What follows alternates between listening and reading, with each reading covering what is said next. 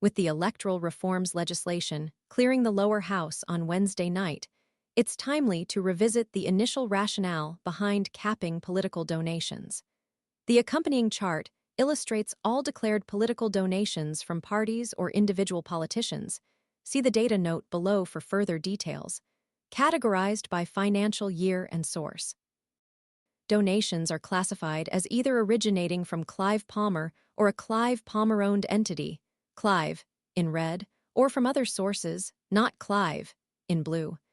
The data reveals, with stark clarity, the disproportionate spending by one individual in Australian politics since the 2013 election.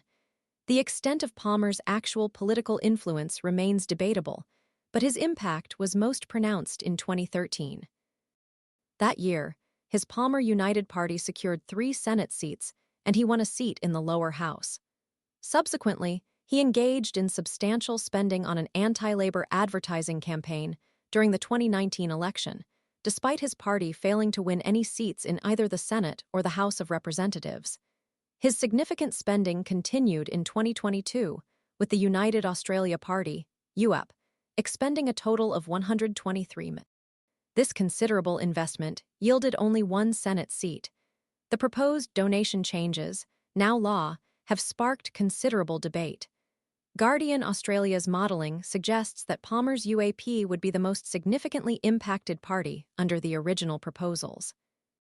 Climate 200, operating on a far smaller scale than Palmer's operations, would also experience limitations on fundraising due to the reliance on a combination of large donations, which would be subject to caps, and smaller donations, which remain unaffected. The reforms have faced criticism from the Greens and Independents, who have accused the major parties of colluding to create a stitch-up. Their argument centers on the perceived unfair advantage afforded to established parties, potentially further entrenching their dominance in the political landscape.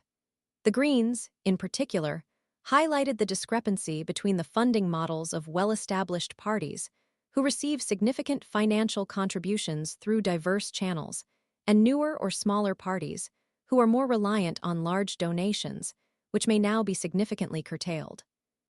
The criticism raises concerns about the potential chilling effect on political participation by smaller, less established parties and independent candidates. It also fuels anxieties about the impact on political diversity and the ability of alternative voices to be heard amidst the financial dominance of established political players. The legislation's passage has also raised questions about the broader effectiveness of donation caps as a tool for combating politica.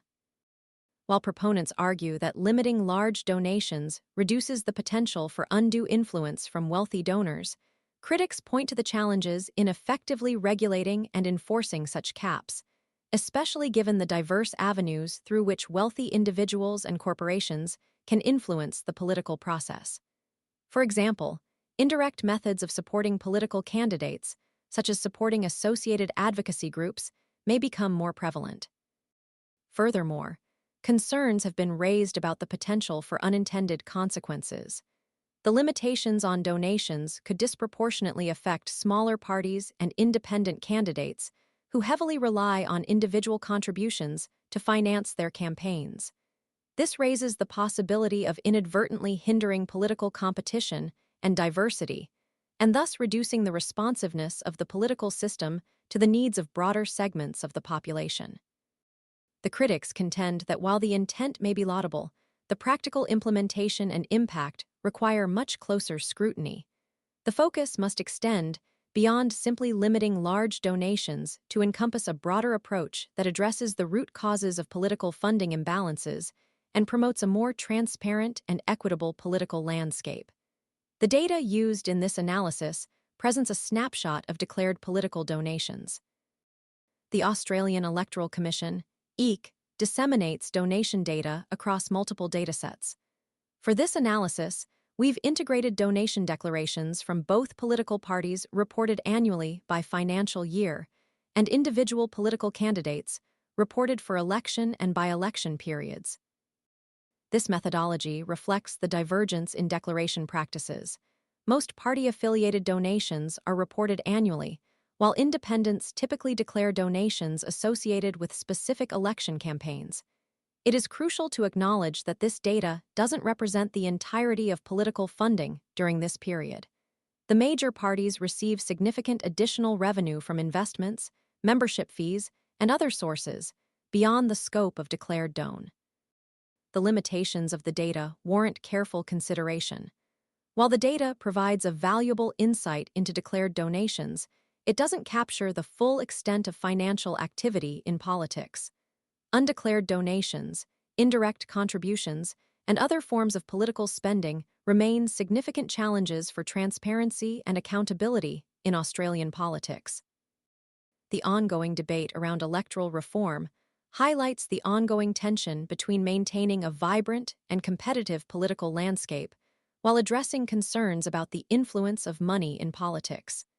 The success of these reforms will hinge on their ability to achieve this delicate balancing act, effectively curbing undue influence without inadvertently undermining the ability of diverse voices to engage in the democratic process. The long-term effects will require ongoing monitoring and evaluation. The conversation surrounding political funding, transparency, and the balance between limiting influence and preserving a healthy democratic discourse is far from over. The legislation's passage marks a significant step, but it's only one step in a larger, complex, and evolving debate.